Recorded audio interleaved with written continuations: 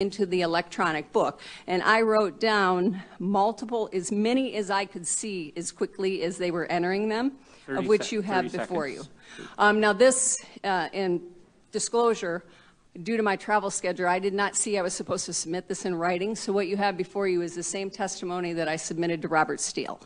You can submit at a later time. I mean, if you don't have it now, you can write it But basically, it is the same thing that I submitted, and I printed you a copy. So yesterday, my husband and I attempted to verify these addresses.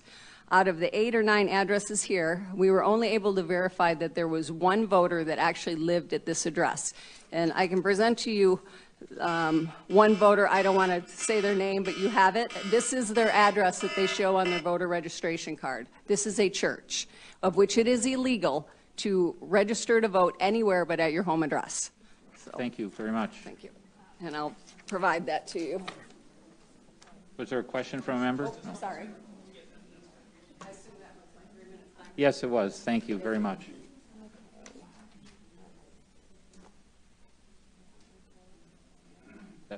That's her written testimony from before, but she might have sent us an amendment, she said so. Okay, next we have Chris Shornack, followed by Kelly Esper, and after that, Christina Karamu. Thank you. Welcome to the Senate Oversight Committee, Chris. Thank you, Chairman McBroom. Dear Chairman, I was a poll challenger with the Nonpartisan Election Integrity Fund, both on Tuesday, November 3rd and Wednesday, November 4th. On Tuesday, I was a poll challenger for the city of Royal Oak, where only 10 ballots out of the 25,000 ballots were spoiled and not able to be matched to the QVF, qualified voter file. Royal Oak ran their absentee ballot counting board perfectly. The chain of custody was broken at the absentee counting board in Detroit. How? I watched as hundreds and thousands of ballots came in that poll workers were not able to verify in the QVF nor the paper logbook. Yet, that ballot was removed from the secrecy sleeve, bunched together with other verified ballots, counted and ran through the high-speed tabulators. I have a sworn affidavit of this and have attached it to my public statement. I was able to challenge only 2 of these ballots and get them entered into the electronic record. I attempted to challenge more, but the poll workers simply refused, verbally attacked me, and had others do the same.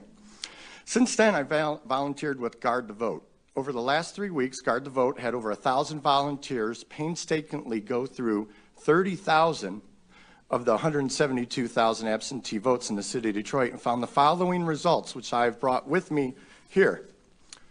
229 of these 30,000 we went through are deceased. We have proof of this. Senator Lucido, you were asking for proof. 2,660 of them, invalid addresses described by vacant lots and burnt down houses. I have a genuine question. Can someone in this room tell me how a deceased person can vote? Nonetheless, at the very lowest levels, if these percentages carry through, this means that of the 172,000 AV votes in the city of Detroit, 1,300 of them could be deceased. We're investigating it. Another 15,000 could have fraudulent addresses described as living on vacant lots or burnt down houses. What I can say for sure, and swear to you here today, I can say that overall 8.9% of the 30,000 absentee ballots that we've gone through and investigated just in the city of Detroit were unqualified fraudulent ballots that should have been spoiled. And again, I have this printed out on the list. It's available for all of you. Why should this alarm you? Because this confirms that the city of Detroit poll workers were not properly performing a crucial step of verifying ballots in the qualified voter file, corrupting the whole chain of custody. And despite that, as I've sworn in my affidavit, and so has many others, those ballots were in fact counted and ran through the high-speed tabulators. We can prove there is fraud, which should disturb all of us. Isn't that the officials who are supposed to care and do something about this? They don't want to even listen to the fraud that we know exists. I would plead to everybody's sense of truth and justice to fair and honest elections. Are you listening? Will you even remember my name in 30 seconds? You know, say my name, Chris Shornack. Say my name, Chris Shornack. I do thank you for your time, and I hope for the love of God, truth, and fair elections that you will take the proper action and void the election in Wayne County. Thank you.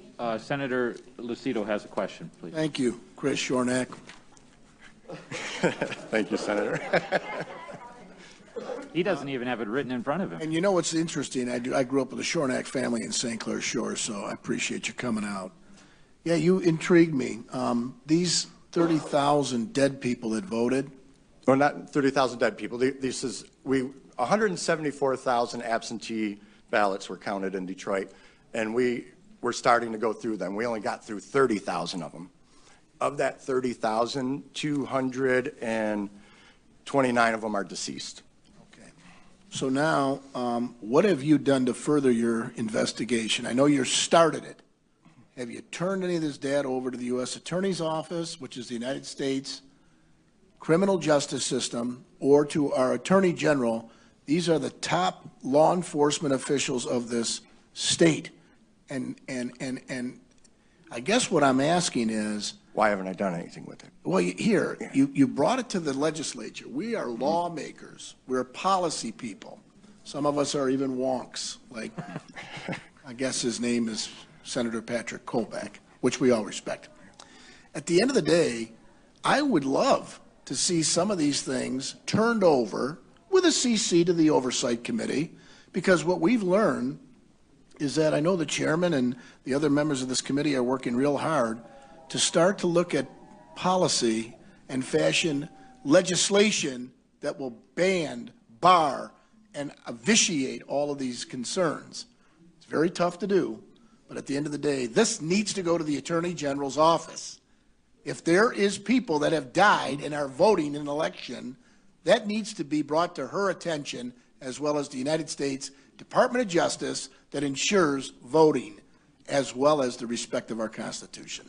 Yeah, I can assure you that's going to be done. I stand here representing over 1,000 volunteers, and they got my word. And I'm a husband, I'm a father, I'm volunteering like everybody else behind me. And this is new to me. I'm a hack, but I do know that we're going to follow this up, and we're going to get it to those exact same people. And we appreciate that, and I got to tell you, the concerns that everybody sitting in here, outside, in the other overflow rooms have are genuine, legitimate, but more importantly, they need to be brought to our attention as policymakers, not court of law. This is not a judge sitting here. He's a committee chairman, respected in his communities as we are all in ours. We're elected officials, but we don't wear robes and we don't make decisions on what is going on here. But we will listen to it for policy purposes to ensure the sanctity and security of the voting system. Thank you very much, Mr. Chris Shornack. Thank you, Senator.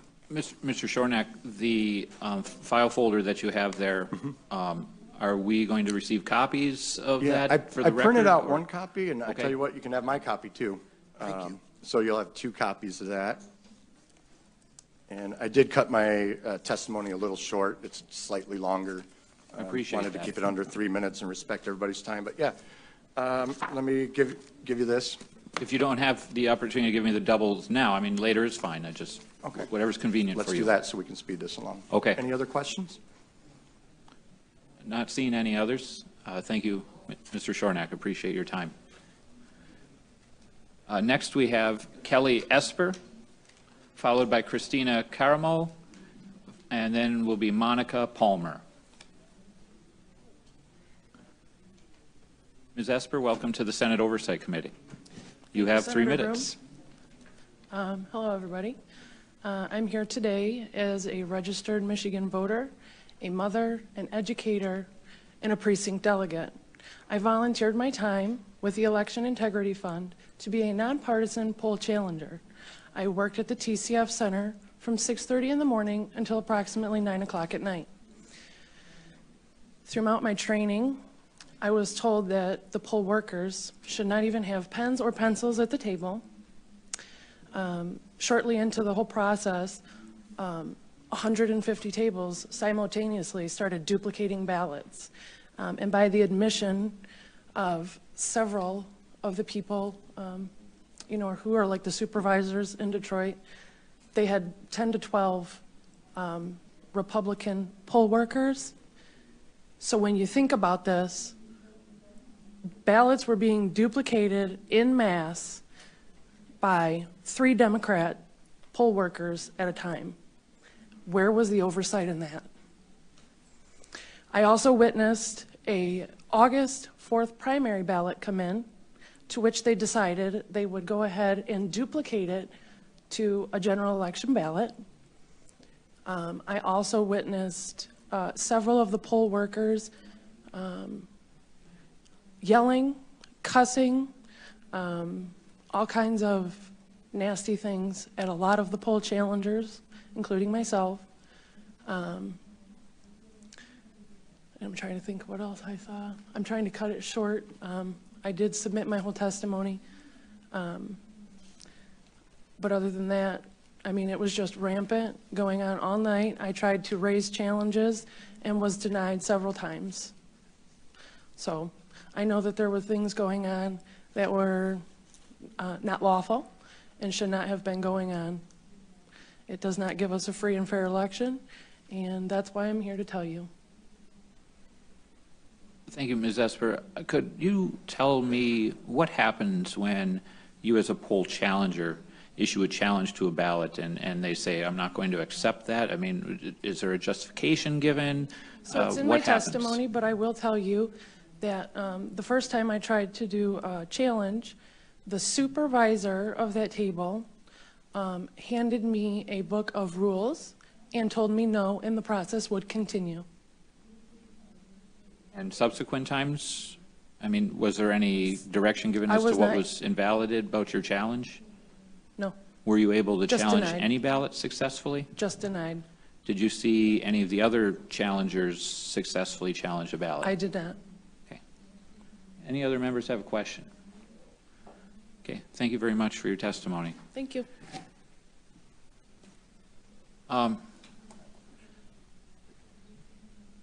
We'll go to ease at the call of the chair.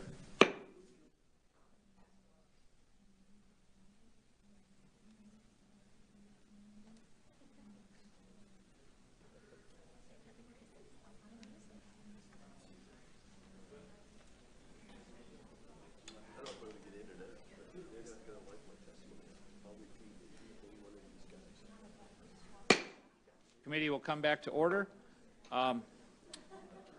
Shornack, since you are still right here in the very front, and one of my colleagues, I neglected to see she had a question, would you please come back up? Senator Santana does have a question for you. My apologies, Senator, for missing your signal that you had a question. Oh, that's okay. Thank you, Chair. Mr. Yarnack, one of the things that I really don't understand about the 2020 presidential election is that it's not that much different than 2016 for the city of Detroit. When you look at, everyone in America knows that Detroit has been voting democratically since the 1930s. And, you know, in the 2016 election with Clinton and Kane, the ticket had a solid, we had 234,800 votes. In the Trump and Pence election, they received 7,600 of those votes out of Detroit. Similarly, in 2020, the Biden-Harris election, around the same amount of votes came out of Detroit, 240,000. And Trump and Pence received 13,000 of those votes from almost about 5,000 more than he received in 2015. So with the numbers being so close in the city of Detroit around the voters, how can you validate a fraud situation when not only this election, but also the 2016 presidential election shows similar numbers coming out of the city of Detroit? Was there a question there? Okay. How can you validate? Yes, there was a question, Mr. Yarnick. How can you validate fraud coming out of the city of Detroit when the numbers from the 2016 election are not that much different from the numbers from the 2020 election? You had 234,000 votes, 800 votes coming out of Detroit in 2016, with Trump receiving 7,600 of those votes, and 5,000 more in 2020 for Trump in this 2020 election. So where's the fraud? Yeah, super. I can't speak to the numbers of 2016 or now or total votes, but your question is, how can we verify fraud and validate fraud?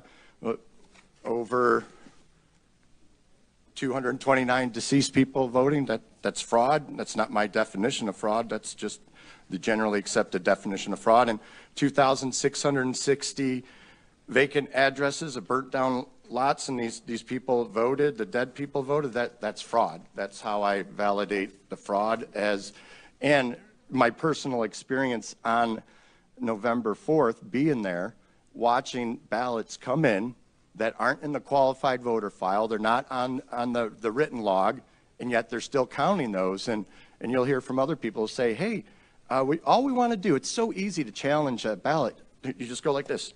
You type in the computer that one of the poll watchers challenged it. It takes 3 seconds. It doesn't slow the process down, and they pretty much refuse to do that. I struggled to get to, and I said to our attorney, Tim Griffin, I said, Tim, they won't let us challenge anything. He goes, Chris, you got to get at least something in the poll book that you challenged it. And I said, I'll push it until I get arrested. Well, lo and behold, I didn't get arrested. They didn't put cuffs on me, but I was pulled out of there for about 20 minutes by 3 police officers. It was rough. It was a really hostile environment, and I know you guys aren't judges or legislators. I just want to be transparent in answering your question. What we all witnessed there on Election Day and the day after matches the research of the 30,000 records we just went through very clearly. And did you also attend the training on how things were going to operate at the TFC Center? Yep. I didn't bring my training with me, but yeah, I had hours of training, almost like a day and a half, because I helped train other people too. Thank you, Senator Santana. Thank you, sir, for coming back. Members of the audience, please remember. Senator Tice.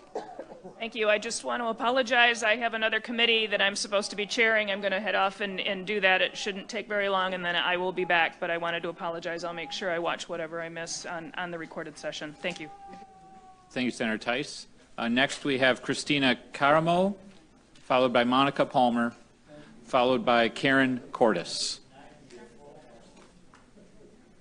Ms. Caramo? I'm sorry if I'm not pronouncing that correctly. It's Caramo. Caramo, thank It's you. quite all right.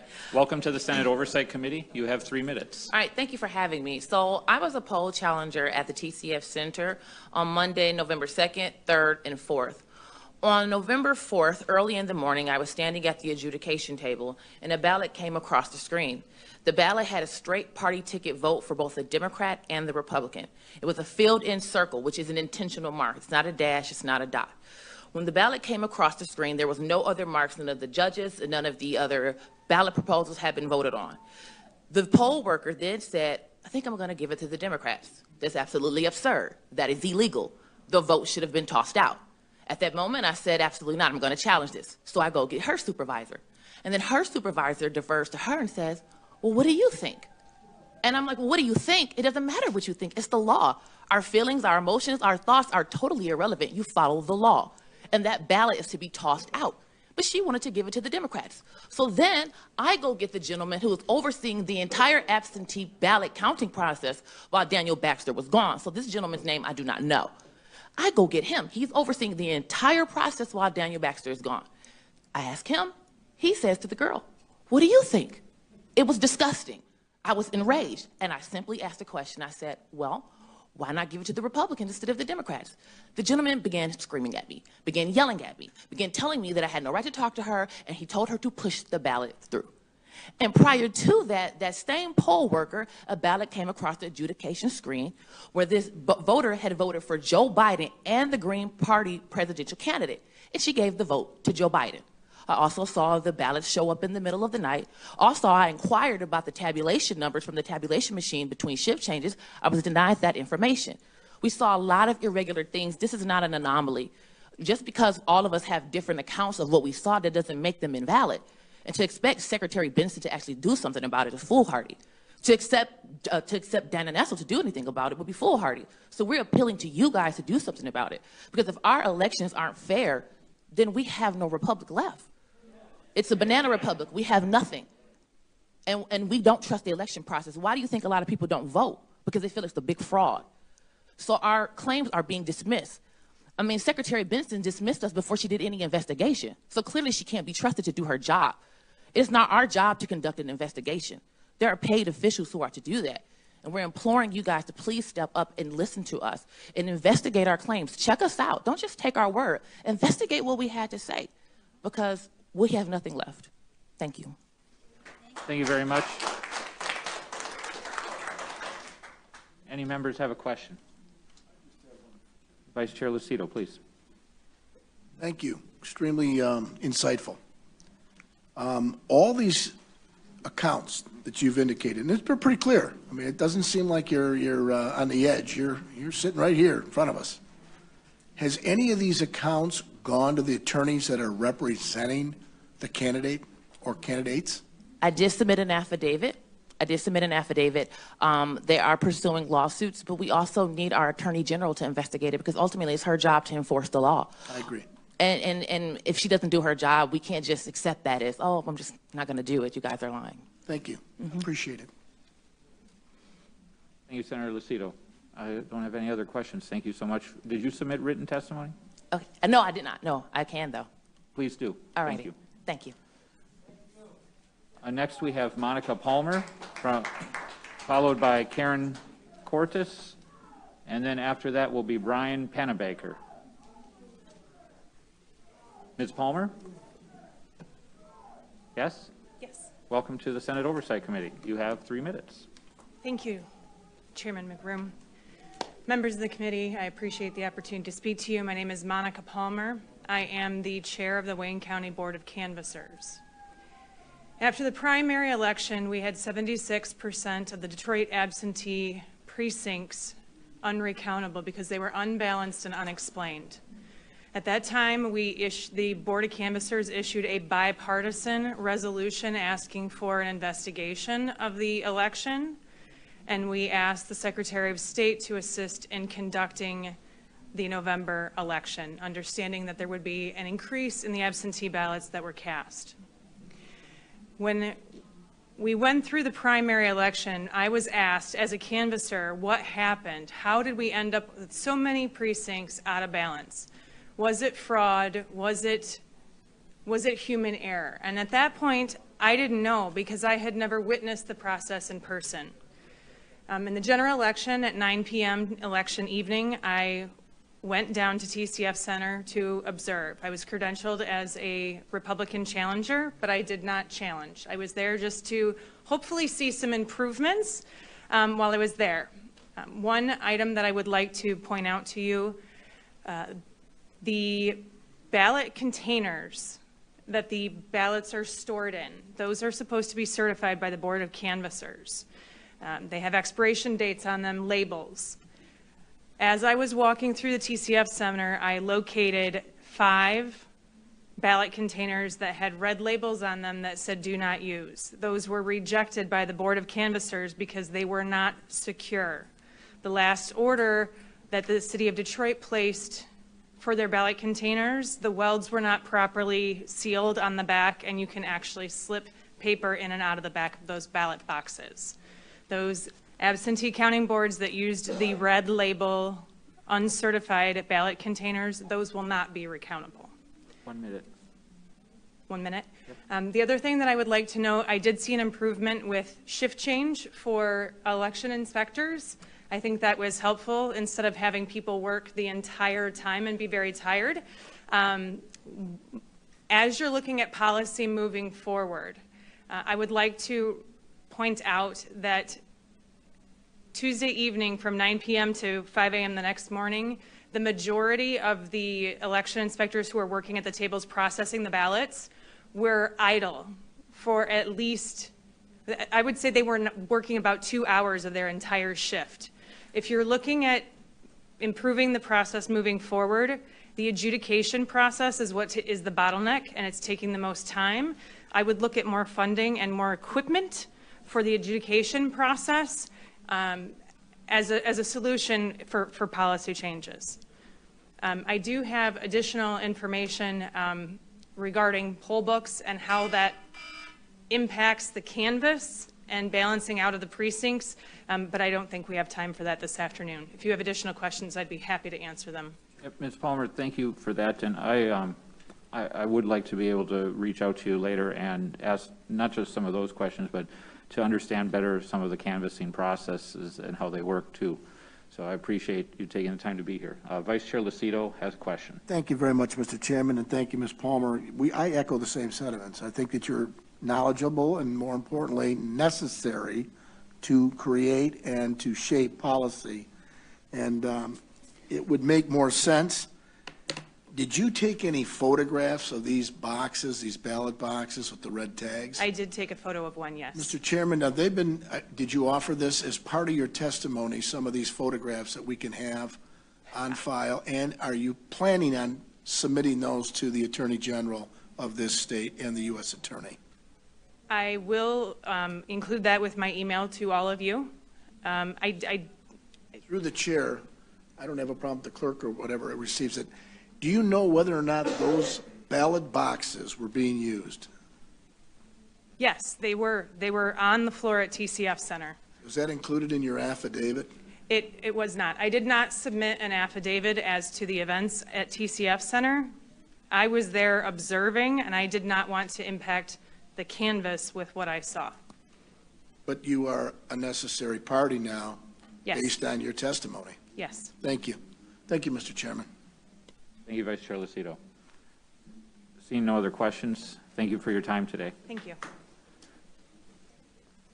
Next, I have Karen Cordes, followed by Brian Panabaker, and then a name that I'm absolutely not going to get right, I'm sure, but Hima Kolanagridi from Northville. So if you aren't sure if I pronounced your name correctly, it's Hima from Northville.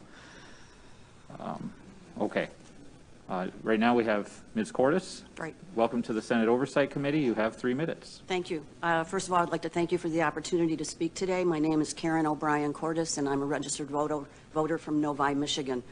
On a sidebar, I'd like to say that I was so thrilled to work at TCF this year. I'm born and raised in Detroit. My father was a firefighter for the city of Detroit for 35 years, and I love the city. There's 5 points that I think are of interest that I'd like to present today.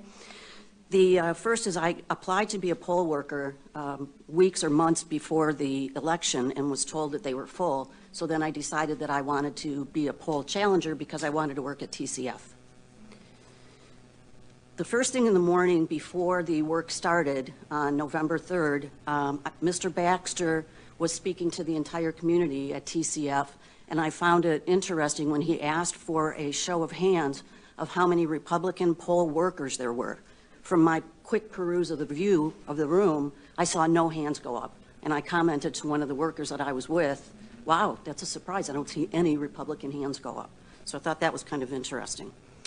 I then walked over to the tabulator machines and I watched one of the groups of 2 that were putting the votes in the ballots through the tabulator machine. As the ballots came up, they were rubber banded together in groups of 50 for a total group of 200 that were put through the machines. I counted the ballots, and the ballots that went through the tabulator machine were 196. So I commented to the workers, I said, well, that's kind of interesting because on the laptop, it showed 204 ballots that were counted. But on the tabulator, only 196 went through. So I asked the workers about that, and they said they didn't know why that happened, that they had to put some of them through twice, but they didn't know why, and that I would have to speak to a supervisor. I went back, that was on November 3rd. On November 4th, some of us were summoned to come back that they needed more workers, more challengers. So we went back on November 4th. On the afternoon of November 4th, I believe it was about 4:30 or 5 o'clock when the military ballots came in. And I was working with one particular table when I was witnessing the military ballots, and I found it highly unusual that every military ballot that was logged into the system had a birth date of January 1st, 1900. You have 1 minute. And nobody could tell me why the birth dates were 1900. When I went to challenge those votes, the supervisor at the table told me, and I quote, "We're not doing that." So I pressured her. I said, I want this challenge. I want it noted in the laptop and in the poll book. And she said, we're not doing that. And I said, well, I'm not leaving the table until it gets logged in one of them. So she wrote down in the poll book, Karen Cordes is challenging this vote, and she said, because I told her, is challenging every subsequent ballot hereafter. Okay. Any questions? So, sorry. So when you When you say they had a date of birth, was it always January 1st, 1900? Every one of them. Huh? Every one of them. January 1st, 1900. Okay. No explanation's been provided thus far? None. All right. Vice Chair Lucido. Ma'am, how many, how many did you count like that? At the particular table I was at, on the screen, I saw about a dozen. You counted those yourself? Yes. And in my affidavit, I believe I wrote down the ballot or the voter numbers, registration numbers. Did they have different names on the ballot, or? Yes. And these ballots came in, they were all in envelopes, military ballots. They had been logically mailed back. And I found it interesting because they were all in pretty stationary envelopes. And I thought, oh, well, maybe our military gets gifts from their families or friends of stationery, because every one of them was in really cool looking stationery. But they were different? Yes. Thank you. So when you mentioned that you see ballots, and you see signatures, names, date of birth, you're not actually seeing those on the ballot, right? You're seeing those on an envelope. The date of birth were on the laptop, on the screen. Okay. So at the tables, they had a laptop set up over here, and in the corner, there was a larger screen that we could view what was actually on the laptop screen. But I just want to be clear, I mean, those pieces of evidence are not actually on the ballot Correct. itself. Okay. Any other questions from members? All right. Thank you so much for your time today.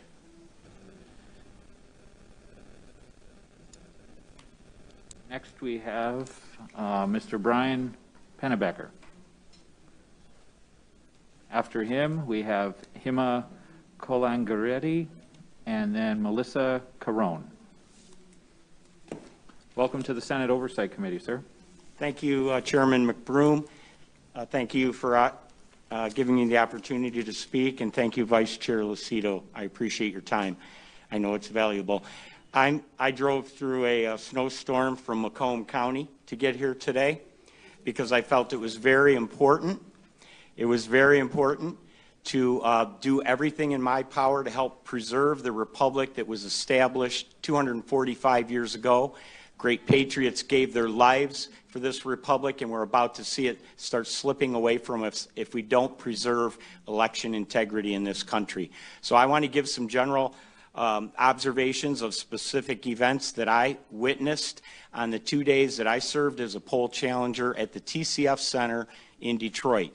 And it's important to note that I applied to work at the TCF Center online. I was referred to a website to apply to specifically work at the Absentee Voter Counting Board, and I never heard back from them. So I did follow up after a couple weeks of no reply.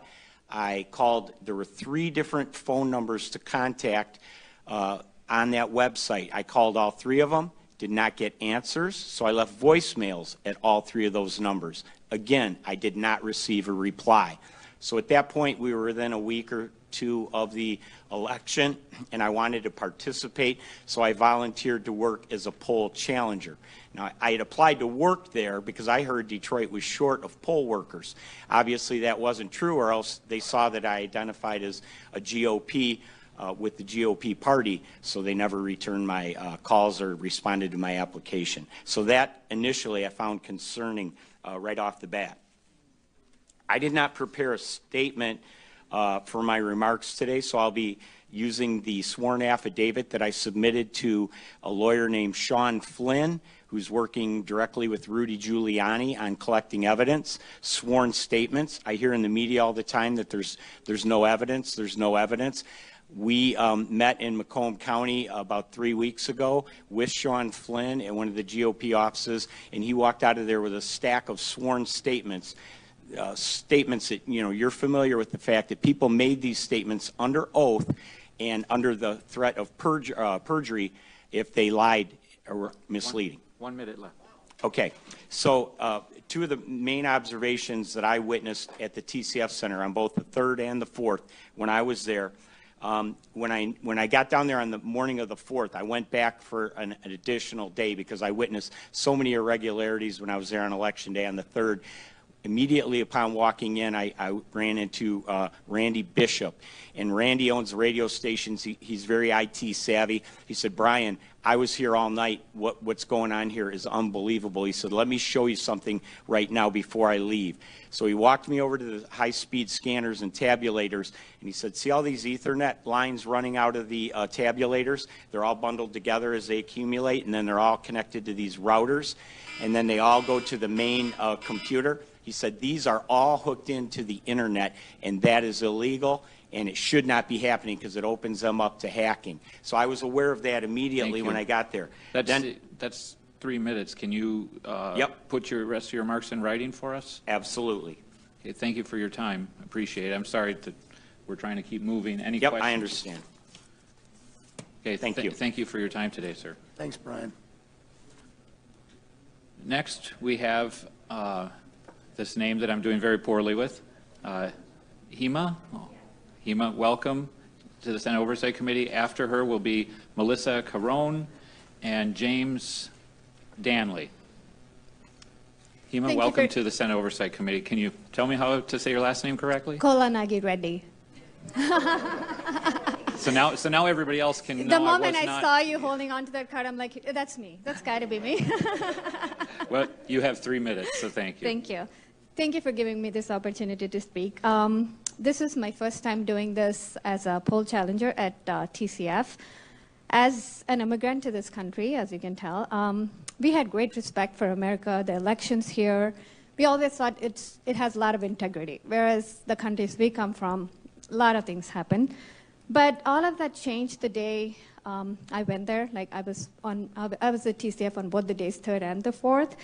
3rd was pretty much the same monotonous stuff going on, nothing much to note, other than occasional ballot challenging. But the next day is where I noticed a lot of issues. There was a group of people who were like agitators who were trying to get GOP people in trouble. And from my skin color, everybody assumes that I'm a Democrat. And so they just kind of come to me. And one of the ladies was thinking that let's get these MFs out.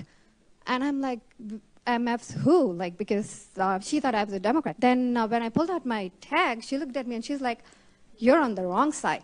I'm like, how can you say I'm on the wrong side? I pick whoever I want, right? Because this is a free country.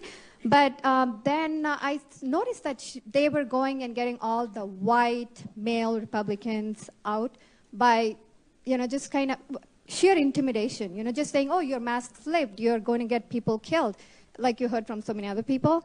And then what I did was I got trained by both the MIGOP and Election Integrity Fund. So I went to Tim Griffin of Election Integrity Fund and I said, can I have my nonpartisan credentials? And then when I got that badge on, everything changed. Like people just looked at me differently. I was looked at with a lot of hostility when I had the GOP tag. And now that I have a nonpartisan tag, I was respected at the counting boards. I was respected by the Democrats and the ACLU. And in fact, I was able to even help some of the GOP people from being escorted out by putting myself there and asking why they were even being escorted out and arguing with these people. But the whole environment was so hostile and condescending. And a lot of people have talked about the ballots that were not in the poll book or the system. And I was at a table which had a full stack of this file which said not in EPB/S, which is poll book or system.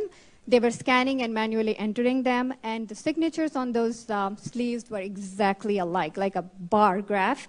And then they were sequential ballot numbers. They started from 2232, and sequence was something that threw me off. I'm like, how does that happen? And most of those people were from the guarded street, and they were being entered manually. So those were the observations that I had. I had all the details, the last names and everything. I gave the affidavit to the Election Integrity Fund.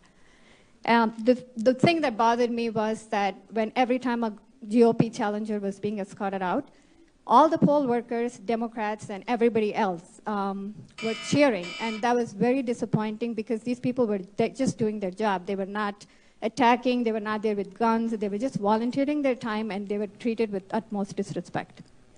Thank you for your time, your testimony. Could you briefly go back to just a few seconds ago? You mentioned how you saw some ballots that were sequential, and then you described them somehow, and I missed the phrase that you used. Where they came from, I think you mentioned? Yeah, it was from Goddard Street in Wayne County. Garden Street, okay. Yeah, and they all had sequential ballot numbers, and they were being manually fed into the system. Okay, thank you. Any other members have a question? Okay, thank you so much for your time. Thank you. Next, we have Melissa Carone, followed by James Danley, followed by Bobby Tenorio. Ms. Carone, welcome to the Senate Oversight Committee. Hi, you have thank 3 you. minutes. Thank you. My name is Melissa Carone. I am a resident of Wayne County. I have a background in IT and cybersecurity. I was contracted by PDS staffing to work with Dominion Voting Systems, assisting with IT at the TCF Center. I started work at 6 a.m. on November 3rd, and I worked until 5 a.m. on November 4th. I returned to work at 10 a.m. November 4th and worked until 2 p.m. November 4th. I was initially supposed to return back to work around 4, but I was told via text through one of the other Dominion workers named Samuel that I wasn't needed, that they were almost finished counting. I wasn't going to mention this, being that it has been mentioned numerous times. I'm going to. I was initially supposed to be working. I was initially supposed to be working at the Department of Elections. That was an order from Dominion Voting Systems. They told me that I would be parking in a parking lot and I would be shuttled in through a shuttle. I called my mother and I told my mother about this, and my mom said, no, absolutely not, you're not doing that. I also had a concern about that because I do have two small young children at home and I needed access to my vehicle. What I witnessed at the TCF Center was complete fraud. The whole 27 hours I was there, there was batches of ballots being ran through the tabulating machines numerous times, being counted 8 to 10 times. I watched this with my own eyes. I was there to assist with IT. These people on night shift, I had 4 people on night shift that I've known. One of them I've known for over 20 years. He approached me and said he had absolutely zero training whatsoever, contradicting 100% what Daniel Baxter claims, that they had so much training. He said they had zero. I watched. These people had no idea what they were doing. Okay. Also, the adjudication process, I witnessed numerous people walking up, claiming they were both Democrats, saying they were sitting together, judging ballots all night together, all day together. I witnessed it all. I was on the main stage with all of the city officials. Daniel Baxter was in on the whole thing, and I am under the impression 100% that at least 90% of those workers were all in on this. There was not a single ballot the whole night, the whole 27 hours I was there, that I saw that was for Donald Trump. Not one. Not a single ballot. That is scary. There is no reason for that. Also, I'm going to say that there was something going on at that Department of Elections, and it's clearly something that's very illegal that occurred there, and I am grateful to God that I did not go there. Thank you. So, Vice Chair Lucido has a question. Sure. You were employed by whom to do what? Okay, so I am a freelance IT worker. Okay. I was employed by PDS, P as in Paul, D as in David, S as in Sam, staffing, to assist with IT work for Dominion. At The software company. Dominion Voting Systems, correct. I was with Nick Atanamagas. He's my manager. I apologize, but this is very, Why did they feel that they needed to have assistance there for the software? So a couple people have asked me the same question. I cannot answer that. These people were very secretive, and I will say that these people were very, very secretive and just really pushy. Never did I ever admit I was a Republican to these people. The comments that they were making were disgusting. Regardless of Republican, Democrat, Independent, Green, doesn't matter. I'm getting right to the heart of it. What was the instated purpose that the software company needed to have the assistance of support staff for IT? I believe that it was because Nick and Samuel, that are permanent employees of Dominion, Nick is a part owner, that they had to be together on the stage working together. So it looked like they had assistance with IT. Now, I was also not allowed to wear a badge or tell anybody who I was working with. That's fine. So your opinion that it was them that needed to be there, you don't know anything if it was contractual, you don't know if there was anything that was going glitchy, which means that there was... Oh, I know of a lot of stuff that... But my question is, factually, which Yeah. means today, as you sit here, is there anything you can tell us Yes. that was happening with the software where Nick and Okay, so Samuel had to go assist in this? absolutely. What was that? Okay, so Samuel was missing for about 3 hours. When he returned, I said, "Where were you?" He said, "I was at the warehouse." I said, "Where's this warehouse?" And I said, "Is it an Amazon warehouse? I don't know. What kind of warehouse is it, right?" And he said, "We call it the Chicago warehouse." And I said, "Okay, so it's in Chicago?" Because they're from Colorado. I said, "So it's in Chicago?" And he said, "No, Melissa, it's in Detroit. We call it the Chicago warehouse." I said, "Okay," and I just walked away. But there was something very secretive that he was doing. There was also they said a big data loss right before they sent Samuel to this warehouse. What time was that? That was when Samuel went to the warehouse. That was approximately, it was in the afternoon. I believe it was around 2 or 3. Is that on the 3rd or the 4th? The 3rd. Thank you. I'm okay. You have written testimony for the chair? I have my And the second committee? affidavit, and I have what I was speaking off of just now. Could you send that to us, please? Absolutely. Include your phone number if you could, in case we Absolutely. have questions. Thank you. Thank you, Mr. Vice Chair. Before you go, please. Sure. I have a question.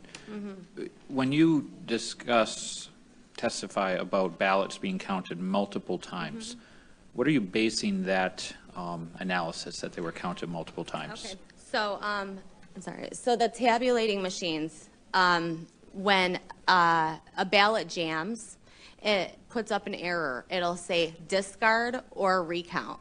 So when it puts up that error, when a jam occurs, the correct way to go about it is to discard the whole batch, take the ones that have already been tabulated, put them back into a pile, put the one that jammed on top, and then discard the whole thing, and then rescan them.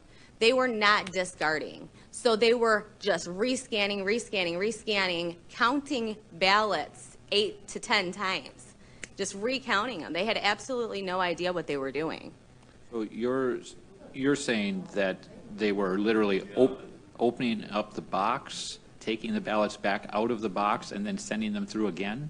No, they Okay. were just taking, I so wanna be when a clear on this. ballot, okay, so when a ballot was, when the error came up on the PC in front of them, and it said that a jam occurred, I would go try, because it happened so many times in the 27-hour period.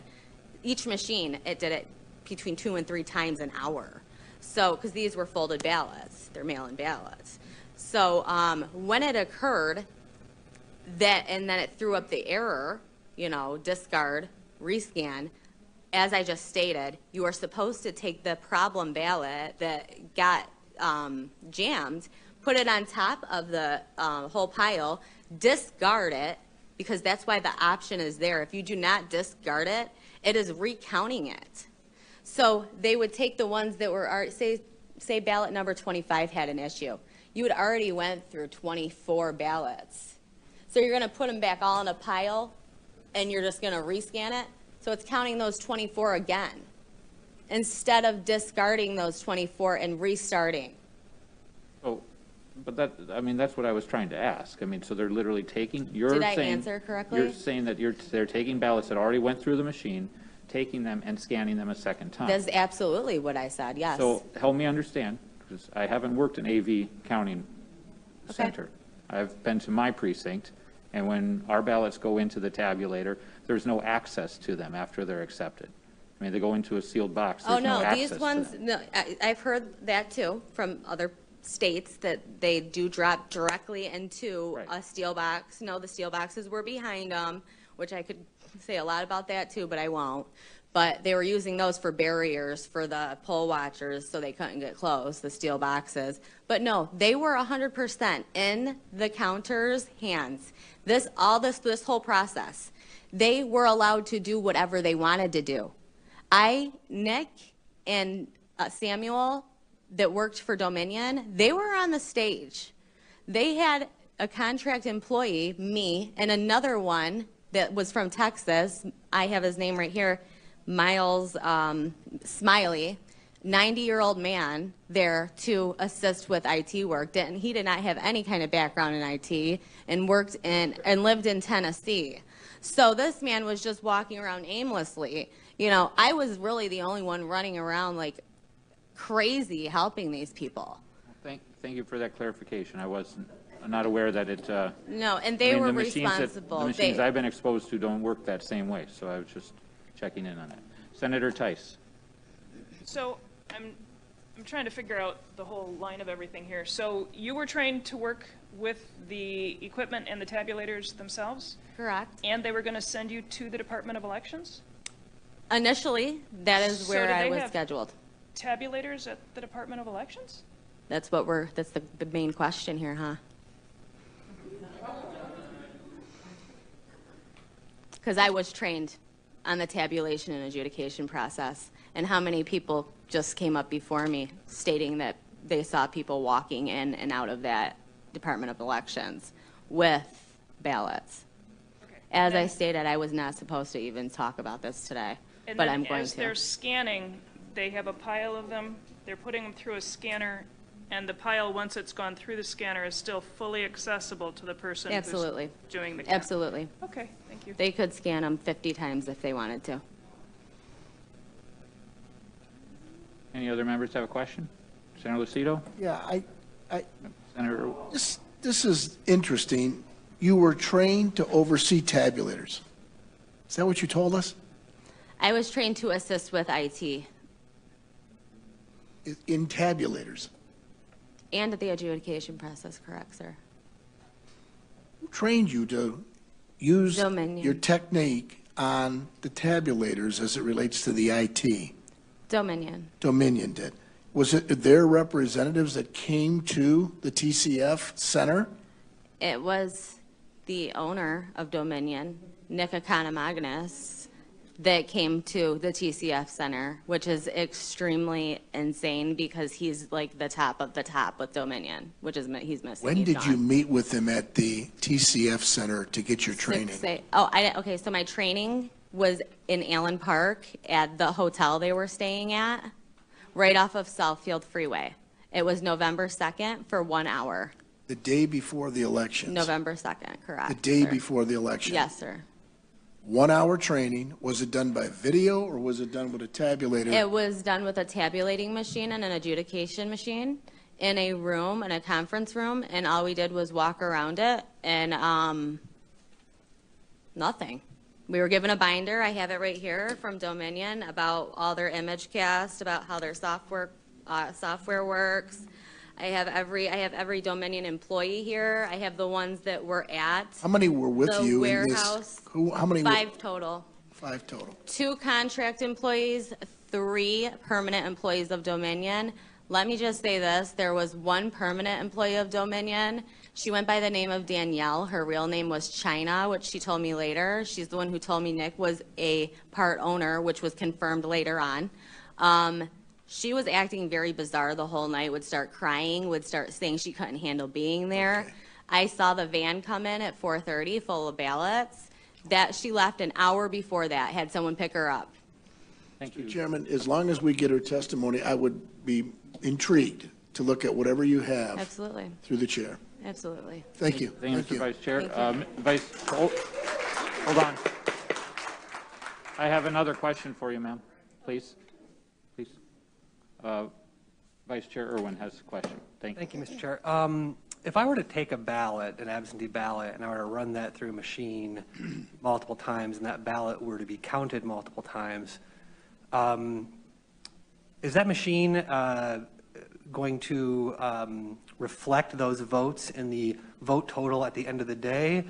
And is that ballot going to be recorded in the poll book 8 times or something? I mean, what's the... Why do you think the poll books were so off? Well, they were off a little bit less than they were in previous elections. So unless your allegation is that They were off 100%. Excuse me, members of the audience, please respect the Sorry, I mean, you the asked me a witness question. and- What do Ma'am, you expect the answer Excuse I to was be? hoping for an answer, but I don't think Ma'am. I'm going to get one. Excuse me.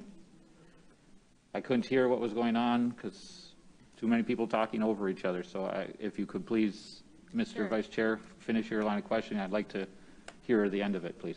That was the end of it. There was just one question, which was that, you know, if this were to happen, it would show up in the tabulations being off.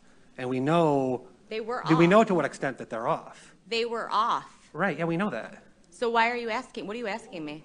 I'm trying to ask you if Sir, someone were to Go ahead. if someone were to go and run the same ballot Mm-hmm. over and over and over again, that would end up showing up as a massive discrepancy, right? Did and I we've say added up somebody the took a ballot discrepancies. and ran it over and over and over again? You Just did- one ballot? Or a batch of 50? Either way, I mean, the batch of 50 is going to be even more. If you take one and you run it over and over and over again, yeah, people are going to notice that one has been ran over and over. I had numerous challengers come up to me and say, what's going on here? One guy got thrown out because he took a picture of me. Sure, I'm just wondering why the numbers at the end of the day aren't matching up with the stories that we're hearing. I'm trying to square that circle. And I know there's going to be an investigation of all of these As good as everybody allegations. else is in here. Yeah, there's Why going to be an isn't it investigation why of all isn't it this, and we're matching going to look up? into all It's these not details. matching up. Ma'am, Everything ma'am. that happened at that TCF center was fraud. Ma'am. Every single thing. Every avenue was Excuse me. taken to commit it. Please. Appreciate your passion, but he feels his question was answered. Appreciate that. I do have one additional follow-up. Sure. You mentioned observing ballots arriving Yes, sir. late. Do you have knowledge of where they came from? I cannot say that for 100%. I do not know 100%. Okay. Do I assume where they came from? Absolutely. Okay. Thank you. You're welcome. Senator McDonald, thank you. I'll be brief. Your testimony was very compelling. So I just want to go back to what I asked Senator Colbeck. Where is the Department of Justice in this? I mean, without arresting it, I mean, are they even looking into it? I mean, your testimony is unbelievably compelling. So I'm just wondering, where are they? Okay. Your question is as good as mine. So I did call the FBI on November 5th, and Okay. I spoke with a woman for at least 40 minutes. The phone disconnected. She had all my information. She never called me back. I had to call them back. I haven't been contacted back since. Well, you would think that, did you contact anybody from the Trump campaign? Oh, yeah. I've been Wouldn't they talking to have a pipeline to the Department of Justice? Well, I mean, I've been talking to attorneys. What I said just now regarding the Department of Elections and how I was scheduled to work there, that is coming out. That is coming out. That will be coming out next week. There's a lot coming. I was not even supposed to talk about that, but a lot of people mentioned it. So you know what? I'm going to tell you guys about it because this is fraud. okay. And there was fraudulent activity occurring there. Thank you. Your testimony was excellent. Thank you. Thank you. Thank you, Senator. Thank you, ma'am, for being here. Next, we have James Danley, and he'll be followed by Bobby Tenorio, and then Austin Kreutz.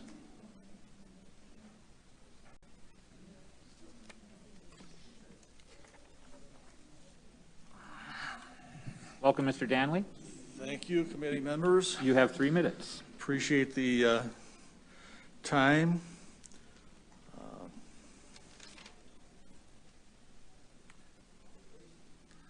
Well, I'm trying not to waste it, but I want to see what kind of time I got here.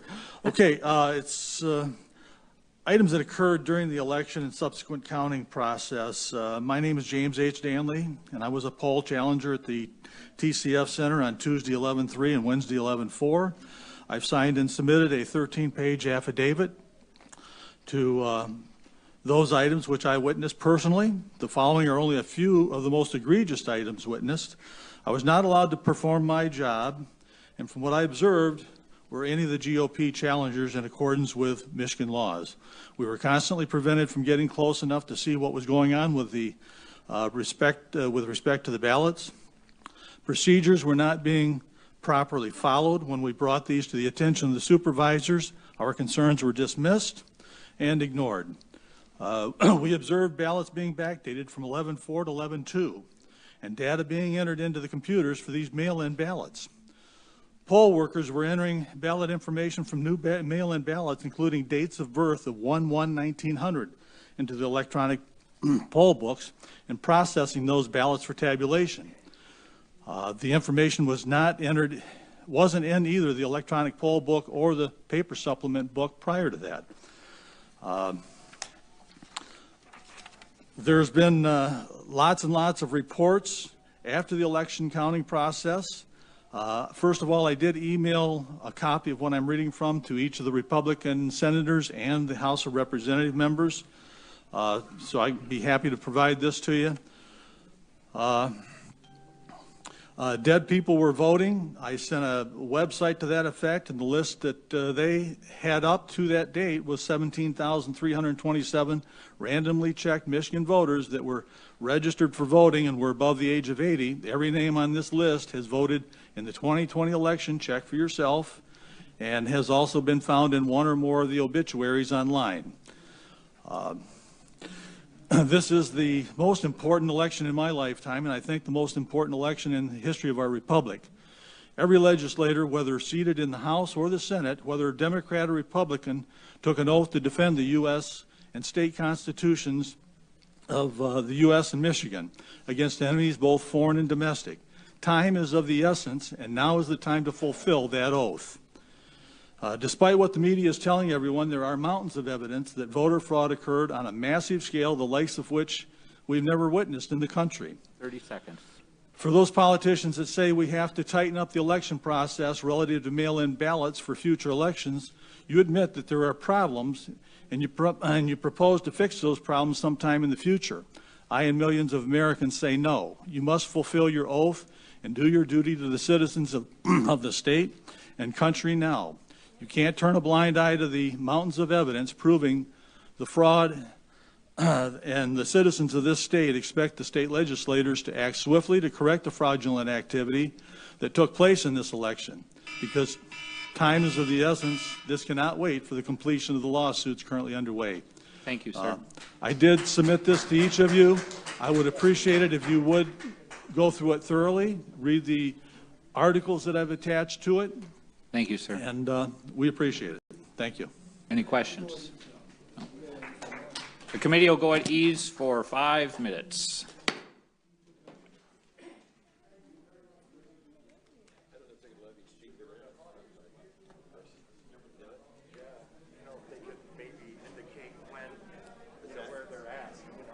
They're not giving me details. I mean, they really aren't. The problem is they don't know about the other software. They only know about the video.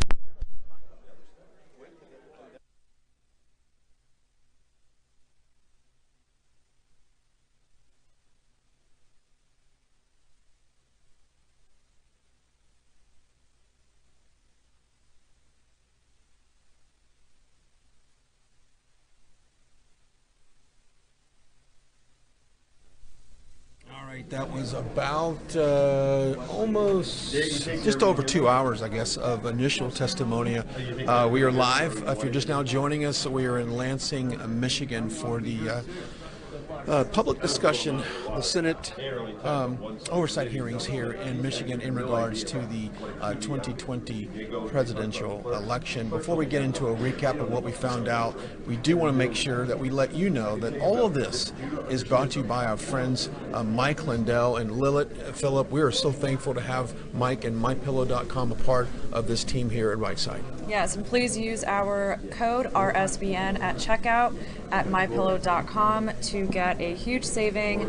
And with Christmas coming around the corner, you can not only shop for your human beings that you love, but you can also shop for your pets as well. So check them out at mypillow.com. Use our discount code RSBN at checkout. Yeah, get up to 66% off on a lot of their products there. So we're happy to have Mike Lindell and MyPillow.com a part of this broadcast today. But that just, it looks like they took a short 5-minute break, but let's just kind of fill up your thoughts over the last couple of hours. We have heard numerous testimony come out in regards to voter fraud here in the state of Michigan. Contentious. People are explaining their cases of why they think that there was voter fraud, and there clearly was voter fraud. There is dead people voting. That is fraud. That is a definition of fraud, and people have explained that to the senators who are here today. There has been some pushback from the Democrat senators, I presume, who are sitting on this oversight committee.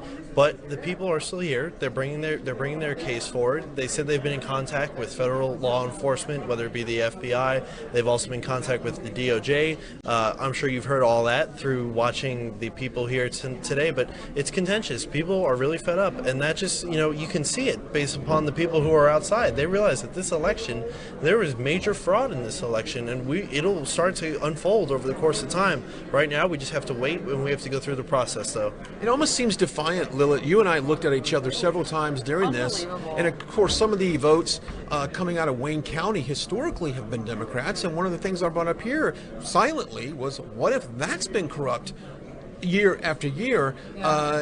This whole thing needs to be broken apart and re-examined. I couldn't help myself but jot down some notes here on my phone. Some of the witness testimonies were absolutely outstanding. I had to let you know what's been going on. So the first thing that they mentioned right off the bat was Ethernet cables.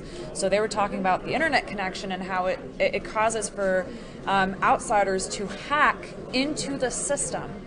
So there's Ethernet cables attached to one another, and so when you have one device that's attached to the internet in that service, are all attached, so people can actually hack into the system and think for yourself, fill in the blank of what they might be doing with that. People were also able to get the admin passwords to these servers via the dark web. So anybody from another country maybe could even hack into the United States election here. And so also 8.1 million registered voters in Michigan, and in just Detroit alone, 174,000 absentee ballots, 1,300 of them were deceased. Yeah, we have heard so much, and also in terms of voter intimidation and not allowing Republican poll watchers to be allowed in these rooms. We've heard stories. And they're cheering as the GOP watchers are being removed out of these, TCF.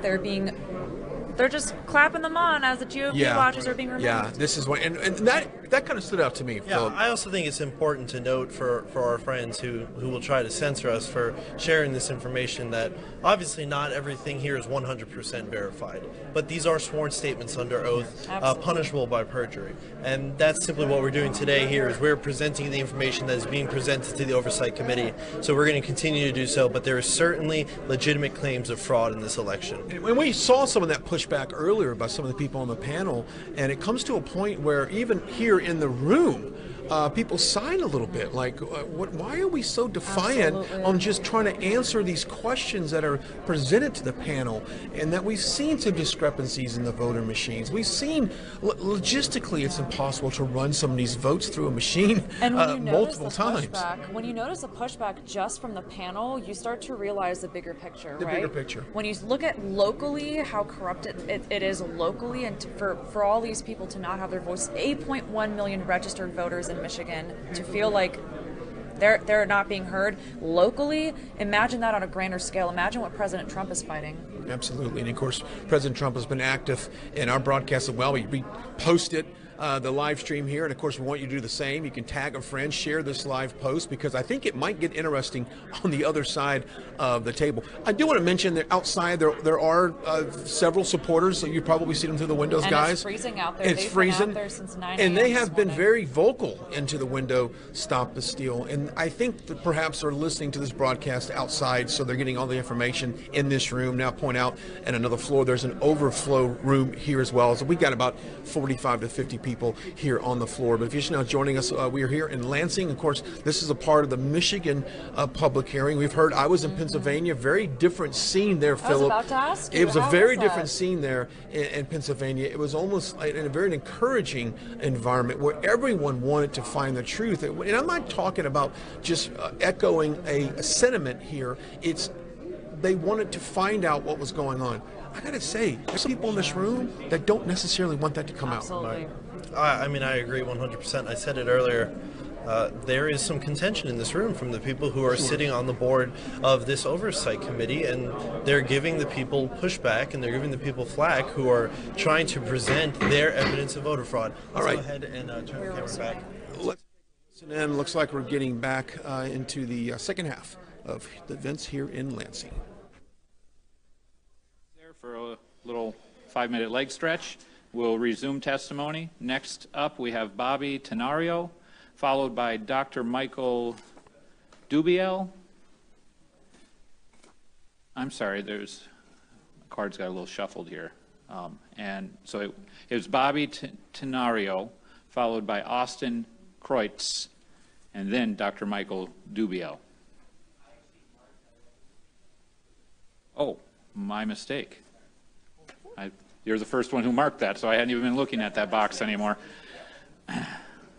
So, Austin Kreutz, are you available? Austin Kreutz.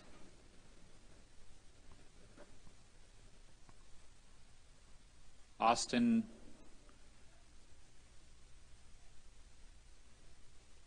After him will be Dr. Michael Dubiel, followed by Michael Halls or Halves. Anyone seen Austin Kreutz? Is Dr. Dubiel available?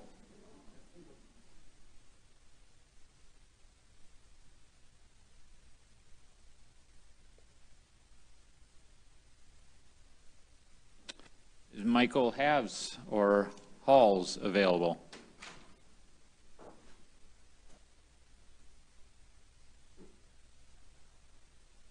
It might be Haynes. Yeah, it could be. Jacqueline Zaplinti, or Zaplet? It definitely starts with a Z.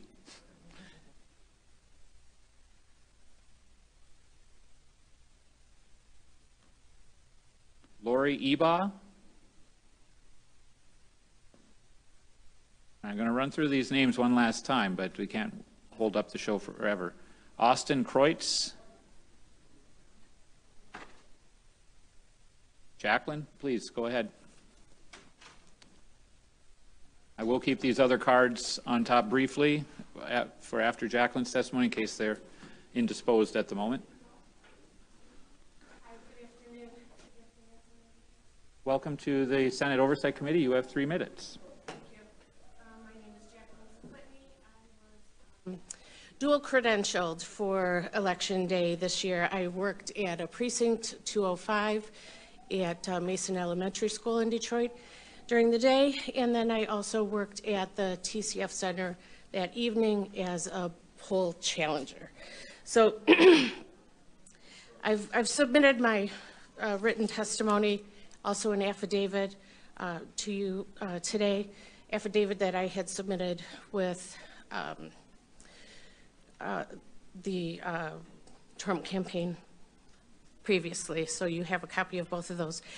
There was a couple questions that I wanted to answer that I heard earlier, so I'm going to kind of go off script, but I don't think you guys realize that on when you go to vote in person and you're feeding your ballot into a tabulator box, and I was the tabulator inspector at Precinct 205 in Detroit.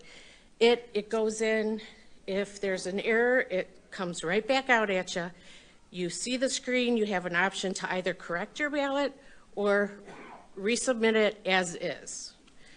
So then it goes into the locked box. It is never opened until the end of the day after polls close at 8 p.m.